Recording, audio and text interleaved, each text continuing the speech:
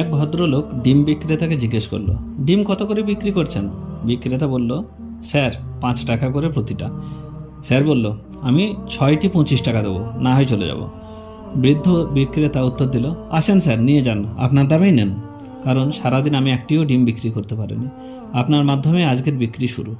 স্যারটি ডিম কিনে জিতে গেল। তারপর স্যারটি তার দামি গাড়িতে চড়ে তার বন্ধুর সাথে অভিজাত রেস্তোরাঁতে খেতে গেল।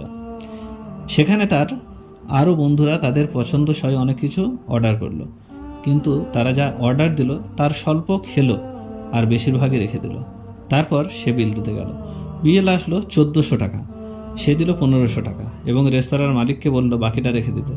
এই ব্যাপারটা রেস্তোরাঁর মালিকের কাছে খুবই স্বাভাবিক হতে পারে, কিন্তু দরিদ্র ডিম বিক্রেতার কাছে খুবই বেদনাময়। ভদ্রতার চাদরে আসলে আমরা আমাদের মূল্যবোধকে হারিয়ে ফেলেছি। যখন কোনো অসহায় বৃদ্ধ গরিব লোকের কাছে থেকে কিছু ক্রয় করবেন, তখন তাকে মূল্যের চেয়ে একটু বেশি দেবেন।